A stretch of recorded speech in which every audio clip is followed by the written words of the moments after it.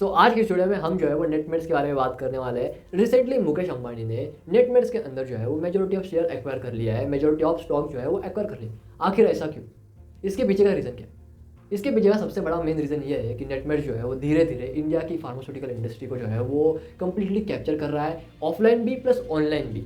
इसलिए मुकेश अंबानी ने जो है वो नेटमेट्स को खरीदा, ना कि फार्मेसी को, ना कि मेड प्लस को, और ना ही अपोलो फार्मेसी जैसे कंपनी को। सिर्फ और सिर्फ जाके खरीद लिया नेटमेट्स को। आखिर क्यों? उसका बिजनेस मॉडल क्या है, उसकी बिजनेस स्ट्रेटेजीज क्या है, आज इस वीडियो में डिस्कस करेंगे। मेरा नाम है ऋषिकेश टोमरे और आप देख रहे हैं मास्टर एंटरप्रेन्योरशिप।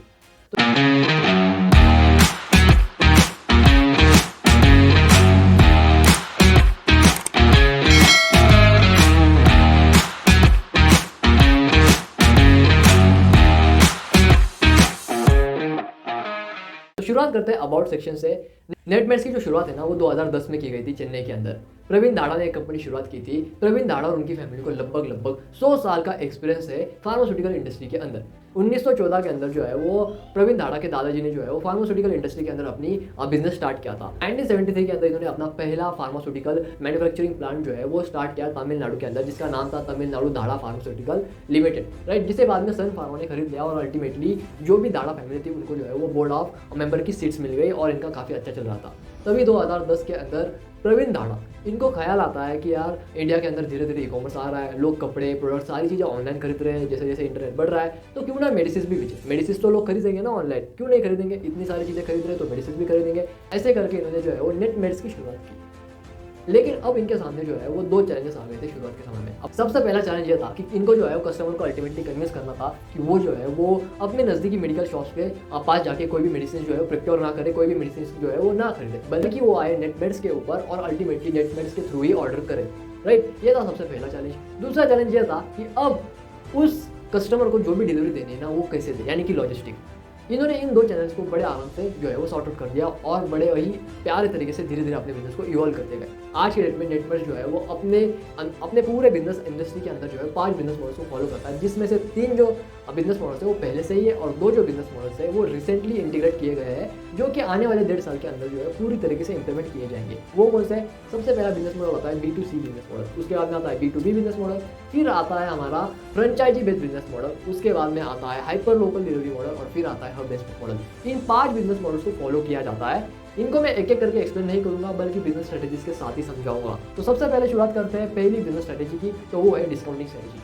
अभी आप मुझे बोलोगे कि भैया डिस्काउंटिंग स्ट्रेटेजी मैं बार बार क्यों इस्तेमाल करता हूँ, क्यों हर एक वीडियो में डिस्काउंट स्ट्रेटेजी को लेता हूँ? तो देखो ऑब्वियस सी बात है, कोई भी स्टार्टअप इवन आप भी जब बिजनेस करने के लिए जाओगे ना तो अल्टीमेटली जो है वो आपको आपके प्रोडक्ट्स के ऊपर कस्टमर लाने के लिए डिस्काउंट ही देना पड़ेगा, उसे अट्रैक्ट करने के लिए डिस्काउंट ही देना पड़ेगा। तो डिस्काउंटिंग स्ट्रेटेजी की वजह से आपको ये समझ में आएगा कि किस ब्रांड ने कौन सी डिस्काउंट स्ट्रेटेजी अपनाई थी, राइट। तो मेडप्लस ने जो है वो मोस्टली 3 डिस्काउंट स्ट्रेटेजीज अपनाई थी। सबसे पहले नेटमेट्स ने जो है वो कस्टमर्स को अपने प्लेटफॉर्म पर लाने के लिए नॉर्मल मेडिसिन के ऊपर डिस्काउंट देना स्टार्ट कर दिया, जिसकी वजह से अल्टीमेटली कस्टमर तो आता था बट रिटर्न हो जाता था। एक पॉइंट के बाद कस्टमर चला जाता था और प्लस जब अगली बार डिस्काउंट आ जाता था तभी वो रिटर्न आता था, नहीं तो वो रिटर्न नहीं आता था, जिसकी वजह से कंपनी जो है प्रॉफिटेबिलिटी में नहीं जा सकती थी, सस्टेनेबिलिटी की तरफ दूर की बात है, राइट, लॉस में ही चल रही थी। तो इन्होंने जो है ये नोटिस किया कि भैया ऐसा तो नहीं चलेगा, अपने को कुछ और स्ट्रेटेजी अपनानी पड़ेगी जिसकी वजह से अल्टीमेटली कस्टमर जो है रिटर्न हो जाए। तब इन्होंने कैशबैक स्ट्रेटेजी अपनाई। अब यहाँ पे इन्होंने क्या गेम किया, यहाँ पे इन्होंने वो सिमिलर वाला गेम किया। जैसे पेटीएम आपको कैशबैक देता है तो तुरंत आपके अकाउंट में नहीं आता है, कभी कभी वो जो है वो आपके पेटीएम वॉलेट में ट्रांसफर कर देता है, राइट। सिमिलरली नेटमेट्स ने यही किया। नेटमेट्स ने अपना खुद का वॉलेट बनाया जिसे कहते हैं नेटमेट्स वॉलेट। जब भी आप नेटमेट्स के ऊपर कोई भी प्रोडक्ट खरीदते हो उसके ऊपर जब आपको कैशबैक मिलेगा ना तो वो कैशबैक अल्टीमेटली नेटमेट्स के वॉलेट के अंदर जाता है। जैसे कि एग्जांपल के साथ समझाता हूँ, अगर मान लेते हैं आपने नेटमेट्स के ऊपर जो है वो 1000 रुपये की मेडिसिन खरीद ली, जिसके ऊपर आपको 10% कैशबैक मिला, यानी 100 रुपये का कैशबैक मिला, तो वो 100 रुपये का कैशबैक जो है वो आपको नेटमेट्स के वॉलेट के अंदर हाईलाइट हो जाएगा, नेटमेट्स के ऐप के अंदर। अब इसे आप विड्रॉ नहीं कर सकते आपके बैंक अकाउंट के अंदर। इसके लिए आपको अल्टीमेटली अगर इसको रिडीम करना है तो आपको नेटमेट्स के ऊपर ही प्रोडक्ट परचेस करेंगे।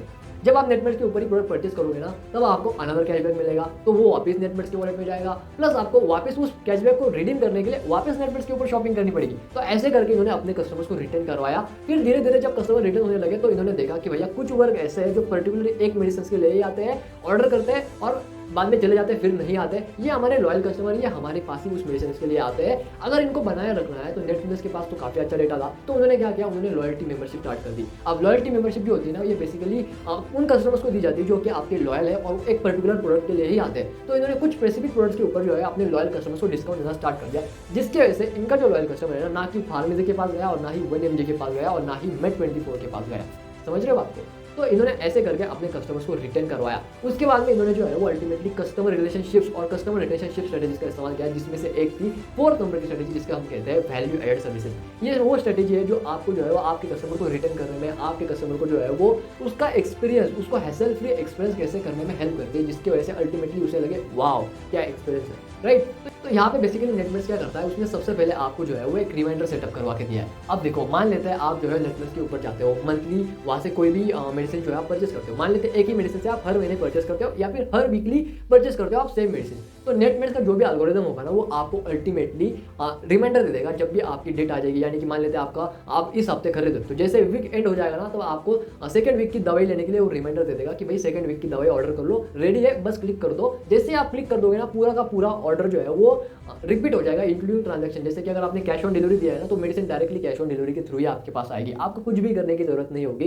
इतना हैसल फ्री एक्सपीरियंस उन्होंने दे दिया, जिसकी वजह से आप कस्टमर को ऐप खोल के मेडिसिन सिलेक्ट करके ऑर्डर करके चेकआउट करके नहीं करना पड़ता है, राइट। आप डायरेक्ट वो एक क्लिक के ऊपर ही, अगर उसने प्रीवियसली ऑर्डर किया हुआ है ना, तो वो डायरेक्टली रिपीट ऑर्डर करके पूरा का पूरा ऑर्डर जो है सेम टू सेम उसके पास एज इट इज आ जाएगा, इंक्लूडिंग ट्रांजैक्शन, इंक्लूडिंग एड्रेस, कुछ भी चेंज करने की जरूरत नहीं है, राइट। इतना हैसल फ्री एक्सपीरियंस, जिससे अल्टीमेटली कस्टमर एक्सपीरियंस बिल्डअप होता है। सेकंड नंबर इन्होंने क्या किया, इन्होंने जो है अल्टीमेटली अपने कस्टमर्स को जो है वो एक्सपेंस एनालिटिक्स दे दिया। अब एक्सपेंस एनालिटिक्स, इनको नाम से आपको बताते हैं कि यहाँ पे आपने कितना खर्च किया है वो दिखाएगा, बट इसके पीछे का मोटिव ये है कि आप खर्च ना देखो, बल्कि आप ये देखो कि आपने कितने पैसे जो है वो नेटमेट्स के ऊपर जो है सेव किए। मान लेते हैं आपने 800 रुपये की मेडिसिन खरीद ली, जैसे आप एक्सपेंस एनालिटिक्स खोलोगे ना, आपको पता चलेगा कि भैया आपने जो 800 रुपये की मेडिसिन परचेस किया है ना, उसके एक्चुअल में बाहर मार्केट में वैल्यू जो है 1000 रुपये, और आपने नेटमेट्स के ऊपर जो है वो 200 रुपये सेव कर दिए। जब आप ये देखोगे ना कि आपने 200 रुपये सेव कर दिए, तो आपका माइंड जो है अल्टीमेटली, आपका माइंड जो है वो ऑटोमेटिकली आपको सेल्फ प्रोमिट कर, आपको जो है वो सेल्फ प्रायोरिटाइज कर देगा कि आपको जो है वो अगली बार किसी और से मेडिसिन नहीं परचेस करनी, आपको नेटमेट्स से ही करनी। क्योंकि आप अपने आप को ये बताते हो कि अगर यार मैं बाहर परचेस करता तो 1000 रुपये चला जाता, यहाँ पे मुझे 200 रुपये बचिए, 800 रुपये में कम हो गया। तो आप ऐसे करके अपने आप को सेल्फ प्रायोरिटाइज करते हो कि आप जो है वो नेटमेट्स के ऊपर ही शॉपिंग करो। इसलिए इन्होंने एक्सपेंस एनालिटिक्स बेसिकली दिया हुआ है, जिसके कारण आप पता लगा सको कि आपको कितने रुपये आपने सेव किए हैं। इसका मेन हाईलाइट यही है। उसके बाद में इन्होंने क्या किया, इन्होंने जो है वो डुप्लीकेट प्रिस्क्रिप्शन देना स्टार्ट कर दिया। अब ये क्या करते हैं, मान लेते हैं आपके पास ओरिजिनल प्रिस्क्रिप्शन है, आपने नेटमेट्स के ऊपर जो है वो अपलोड कर दिया, तो नेटमेट्स जो है ना उसका डुप्लीकेट कॉपी भी बना के रखेगा। यानी कि अगर आपके पास से ओरिजिनल मिसप्लेस हो जाता है, ओरिजिनल जो है गुम हो जाता है, तो आपको नेटमेट्स जो है वो दूसरा प्रिस्क्रिप्शन देता है। आप खुद सोच के देखो, आपके पास साथ भी ऐसा जरूर हुआ होगा कि आपने जो भी प्रिस्क्रिप्शन लाया वो आपका मिसप्लेस हुआ होगा, और जब आपको मेडिसिन लेने के लिए जाना पड़ा मेडिकल शॉप में, तो आपको जो है वो मेडिसिन की जो खाली पैम्पलेट्स होते हैं या फिर जो खाली पैकेट्स होते हैं ना, वो मेडिकल शॉप के पास ले जाने पड़ते हैं कि भैया ये लो, इसके ऊपर दिखाओ, राइट। ये आपने जरूर नोटिस किया होगा, कभी ना कभी जरूर फील भी किया होगा, राइट। तो ये तीन बेसिकली वो कंसेप्ट है जिसकी वजह से अल्टीमेटली नेटवर्क जो है वो अपने कस्टमर एक्सपीरियंस को बहुत ज़्यादा स्ट्रॉन्ग कर पाता है। उसके बाद में ये जो स्ट्रेटेजी अभी मैंने समझे, जो स्टार स्ट्रेटेजी, वो तो थी सिर्फ B2C कस्टमर्स के लिए, यानी कि बिजनेस टू कंज्यूमर वाले कस्टमर्स के लिए। अब B2B कस्टमर्स के लिए इन्होंने इस्तेमाल की, अपने B2B बिजनेस मॉडल के लिए इन्होंने इस्तेमाल की हमारी विन विन स्ट्रेटेजी। अब विन विन स्ट्रेटेजी के अंदर आप करते क्या हो, आप अल्टीमेटली आपका जो भी कॉम्पिटिटर होता है ना, उसके साथ आप पार्टनरशिप कर लेते हो, उसके साथ आप को रिलेशन भी काम करते हो। देखो अब मैं समझाता हूँ, आप बोलोगे ये कैसे, मैं आपको समझाता हूँ। नेटमेट जो है वो सेकंड बिजनेस मॉडल जो है B2B, यानी कि बिजनेस टू बिजनेस मॉडल। अब ये यहाँ पे क्या करता है, देखो अब आपके बगल की जो भी मेडिकल शॉप वगैरह होती है ना, नेटमेट क्या करता है, वहाँ पे जाता है और उसके जो भी अपने सेल्स एम्प्लॉय जो होते हैं ना, उसके उस शॉप के ऊपर जाते हैं, उसको कहते हैं कि भैया देखो, अगर आप जो है वो हमारे प्लेटफॉर्म के थ्रू मेडिसिन ऑर्डर करोगे तो हम आपको 20% डिस्काउंट देंगे। जिसके वजह से अल्टीमेटली जो B2B यानी कि जो रिटेल वाले होते हैं ना, जो कि फार्मास्यूटिकल रिटेल वाले होते हैं, जो कि मेडिकल शॉप चलाने वाले होते हैं, वो लोग नेटमेट्स के थ्रू जो है वो जो अपने जो भी मेडिसिन है ना वो मंगा लेते हैं, क्योंकि उनको 20% डिस्काउंट मिल रहा है। इससे नेटमेट्स का फायदा होता है। नेटमेट जो है वो डायरेक्टली आपसे ही पैसे कमाता है। जैसे अगर आप जो है वो डायरेक्ट वेबसाइट के ऊपर जाते हो तो भी नेटमेट्स का फायदा, प्लस अगर आप मेडिकल शॉप के अंदर से मेडिसिन खरीदते हो और उस मेडिसिन शॉप के अंदर जो भी बंदा है उसने अल्टीमेटली अगर नेटमेट्स के साथ रिटेल डील साइन की हुई है, या फिर उसने जो है वो नेटमेट से ही प्रिक्योरमेंट लाई हुई है इन्वेंट्री की, तो अल्टीमेटली अगेन नेटमेट्स का ही फायदा होता है। समझ रहे बात को, मेरी बात को समझना चाह रहे हो, ऐसा कहते हैं विन विन स्ट्रेटेजी, राइट। अब बारी आती है 5th नंबर की स्ट्रेटेजी की। जो 5th नंबर की स्ट्रेटेजी है वो है भैया ओमनी स्ट्रेटेजी। ओमनी स्ट्रेटेजी यानी कि क्या, यहाँ पे आप अपने कस्टमर्स को ऑफलाइन भी गिरते हो, ऑनलाइन भी गिरते हो, राइट। सिमिलरली यहाँ पे नेटमेट्स यही करता है। नेटमेट जो है वो बेसिकली आज के डेट में ये कह रहा है कि वो आने वाले 1.5 साल के अंदर पूरे इंडिया के अंदर जो है वो 1000 फ्रेंचाइजी देगा। अगर वो 1000 फ्रेंचाइजी देता है ना, तो वो वहाँ पे अपस्केल का इस्तेमाल करेगा, यानी कि क्या करेगा, उन फ्रेंचाइजीज को जो है वो डायरेक्टली अपनी इन्वेंट्री सेंड करेगा, जिससे वजह से उनके फ्रेंचाइजी का भी फायदा होगा, प्लस नेटमेट्स का भी फायदा होगा, प्लस जो कस्टमर ऑफलाइन मेडिकल शॉप्स के अंदर जाते हैं ना, ये जो वर्ग है ना, ये जो सेगमेंट है जो कि ऑफलाइन मेडिकल शॉप के अंदर जाके मेडिसिन परचेज करता है ना, ये आज भी बहुत ज़्यादा है। आज भी पूरे देश के अंदर अगर देखने जाएंगे, अगर 1 करोड़ मेडिकल शॉप्स होगी ना, तो हर दिन अगर 10 कस्टमर्स भी इन शॉप्स के अंदर जाते होंगे ना, तो कम से कम 10 करोड़ कस्टमर डेली विजिट कर रहे हैं, डेली जाके ऑफलाइन शॉप के अंदर ऑर्डर दे रहे हैं। ये आंकड़ा है, ये रियलिस्टिक आंकड़ा है, ये आपको समझना पड़ेगा। तो एक बहुत बड़ा वर्ग है जो कि ऑनलाइन शॉपिंग नहीं करता लेकिन ऑफलाइन जाके मेडिसिन जरूर प्रोक्योर करता है। आपने भी की होगी, आपने दोनों बार की होगी, याद कीजिए, जरूर कीजिए, राइट। तो यहाँ पे नेटमेट्स जो है वो अपनी फ्रेंचाइजी के जरिए जो है ऑफलाइन कस्टमर को भी टारगेट करने की कोशिश कर रहा है। यहाँ पे नेटमेट्स क्या करेगा, अल्टीमेटली अगर मैं आपको एग्जांपल देता हूँ कि अगर एक फ्रेंचाइजी की जो नॉर्मल कॉस्ट आ गई ना, तो अगर वो 20 लाख रुपए की आती है ईयरली लाइसेंस रिन्यूइंग कॉस्ट, जो कि लाइसेंस रिन्यू करने के लिए लगती है, राइट। अगर वो 20 लाख भी आती है ना, तो 1000 फ्रेंचाइजीज की जो है वो 200 करोड़ हो जाती है। यानी कि कुछ भी ना करते हुए सिर्फ अपने नाम की वजह से, अपने ब्रांड की वजह से 200 करोड़ का प्रॉफिट नेटमेट जो है वो बैठे बैठे ईयरली कमाएगा। अब ये फ्रेंचाइजीज आखिर नेटमेट्स के ही क्यों खरीदे? देखो, इसके पीछे का सबसे बड़ा और मेन रीजन ये है कि नेटमेट्स के पास जो है वो एक बहुत बड़ी इन्वेंट्री है, राइट। वो बल्कि स्ट्रेटेजी का इस्तेमाल करता है और बहुत बड़े स्केल के ऊपर अपनी इन्वेंट्री को प्रिक्योर करता है, जिसकी वजह से जो मेडिसिन उसकी कॉस्ट, अगर मान लेते हैं किसी मेडिसिन की कॉस्ट जो है वो 10 रुपये है, तो वो मेडिसिन जो है वो अल्टीमेटली नेटमेट्स को जो है वो मान लेते हैं वो 9 रुपये के अंदर अगर खरीद, नॉर्मल एक रिटेलर को 9 रुपये में मिल रही है और 1 रुपये का मार्जिन है, यानी कि उसे 200 रुपये में बेचनी है। तो सिमिलरली सेम मेडिसिन नेटमेट्स इतने बड़े लेवल पे प्रक्योर कर लेता है कि वो 10 रुपये की कॉस्ट जो होती है, 9 रुपये की जो कॉस्ट होती है ना, वो अल्टीमेटली घट के 2 रुपये या 3 रुपये के अंदर आ जाती है, जिससे नेटमेट्स को जो है वो ह्यूज प्रॉफिट होता है, ह्यूज मार्जिन होता है। अब नेटमेट्स क्या करता है, वो उसके जो नॉर्मल रिटेल शॉप्स वगैरह होते हैं, यानी कि जो नॉर्मल आपकी बगल वाली मेडिकल शॉप हो गई, आपके चौक वाली मेडिकल शॉप हो गई, उसके साथ जब वो पार्टनरशिप करता है ना, तब वो अल्टीमेटली 20% डिस्काउंट दे देता है। यानी कि उसके पास काफ़ी अच्छा खासा मार्जिन उसके पास है, इसलिए वो जो है वो 20% डिस्काउंट दे पा रहा है। सिमिलरली वो अपने फ्रेंचाइजी को भी यही करेगा। हो सकता है वो जो अभी ये बात डिस्क्लोज नहीं कि 20% फ्रेंचाइजी को देगा या फिर 25% देगा या फिर 30% देगा, हो सकता है 25 भी दे और 30 भी दे। अगर वो 30% अगर अपने फ्रेंचाइजी को देता है ना, तो मान लेते हैं अगर एक मेडिसिन की ओवर द काउंटर कॉस्ट जो आ रही है कस्टमर को, यानी कि एमआरपी जो आ रही है वो आ रही है 10 रुपये एक पर्टिकुलर टैबलेट की, वही टैबलेट जो है वो नॉर्मल रिटेलर को, यानी कि जो नॉर्मल मेडिकल वाला है, उसे नेटप्लस जो है वो 8 रुपये में बेच रहा है, यानी कि 20% के डिस्काउंट के ऊपर बेच रहा है, या फिर मान लेते हैं 7 रुपये में बेच रहा है, 30% के डिस्काउंट के ऊपर बेच रहा है। सिमिलरली वही मेडिसिन नेटप्लस जो है वो अपने फ्रेंचाइजी को हो सकता है 30%, यानी कि जो जिसकी कॉस्ट अल्टीमेटली एक रिटेलर को 9 रुपये या फिर 7 रुपये वो दे रहा है, सिमिलरली अपने फ्रेंचाइजी को 6 रुपये में देगा और उसे अल्टीमेटली 9 रुपये में या फिर 10 रुपये में बेचेगा, ताकि फ्रेंचाइजी को भी मार्जिन मिले और उसको भी मार्जिन मिले। अब उसको मार्जिन मिलेगा कैसे? क्योंकि अल्टीमेटली जो भी इन्वेंट्री वो फ्रेंचाइजी मंगाएगा वो नेटमेट्स के थ्रू ही आएगी। ऐसे होता है अपस्केल, राइट।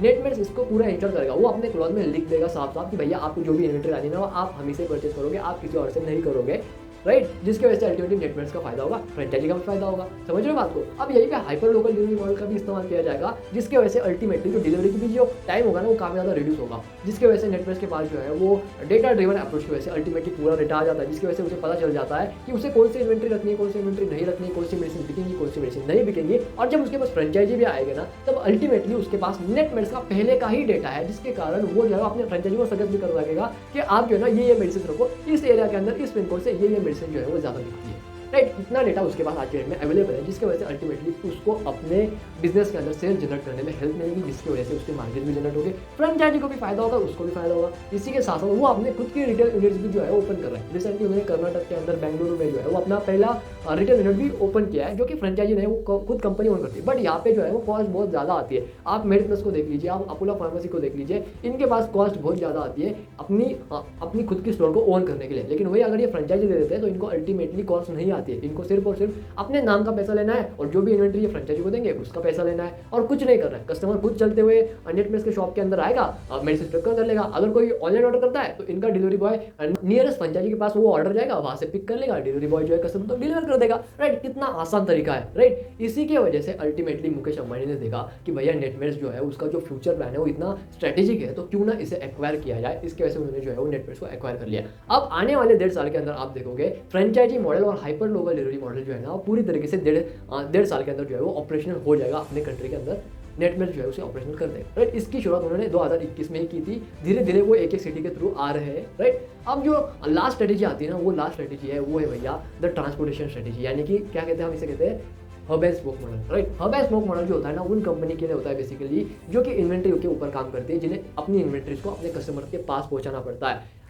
नेटमेट्स के पास आज के डेट में पूरे देश के अंदर जो है वो लगभग 8 बड़े वेयरहाउस है और 25 छोटे वेयरहाउस है। लेकिन जब फ्रेंचाइजी मॉडल आ जाएगा, यानी कि 1000 फ्रेंचाइजी पूरे देश के अंदर आ जाएगी, तब 1000 स्मॉल फ्रेंचाइजीज यानी कि 1000 स्मॉल इन्वेंट्रीज क्रिएट हो जाएगी, जिसकी वजह से डिलीवरी टाइम बहुत ज़्यादा कम होगा, प्लस ट्रांसपोर्टेशन कॉस्ट भी बहुत ज़्यादा कम हो जाएगी। अभी क्या होता है, अभी मान लेते हैं महाराष्ट्र के अंदर एक बहुत बड़ा वेयर हाउस है, मैं पुणे में रहता हूँ, मैंने नेटमेट्स के शॉप के मैंने नेटमेट्स की ऐप खोली और मेडिसिन ऑर्डर की। अब वो जो मेडिसिन है वो मेरी पुणे वाली वेयर हाउस के पास जाएगी, वहाँ पे अगर होगी तो ठीक है, नहीं तो वो बड़े वाले वेयर हाउस है, पुणे वाले वेयर हाउस में मेडिसिन बड़े ट्रक्स में लाई जाएगी, वहाँ से वो जो भी डिलीवरी बॉय होगा वहाँ से पिक कर लेगा और मुझे आके डिलीवर कर देगा। लेकिन जब क्या होगा, जब 1000 फ्रेंचाइज आएगी तब अल्टीमेटली वो जो सेमी वाला जो डिलीवरी मॉडल है, यानी कि जो छोटे छोटे वेयर हाउसेस है, वो अल्टीमेटली अपनी जो भी मेडिसिन होगी ना उनको जो है वो अपने फ्रेंचाइजी के पास लेके जाएंगे और फ्रेंचाइजी के पास से डिलीवरी बॉय जो है डायरेक्ट एग्जीक्यूट करेगा, जिससे डिलीवरी टाइम भी कम होगा, एक्जैक्टली सेम एज जोमेटो और स्विगी डज। राइट, समझ रहे हो मेरी बात को? ये था कंप्लीट एनालिसिस जो कि मैंने नेटमेट्स के ऊपर किया है। अगर आपको ये वीडियो पसंद आई तो जरूर लाइक कीजिए, चैनल को सब्सक्राइब कीजिए, बेल आइकन को भी प्रेस कर दीजिए, अपने दोस्तों के साथ शेयर कीजिए। मैं मिलता हूँ आपसे नेक्स्ट वीडियो में, तब तक के लिए जय हिंद, वंदे मातरम।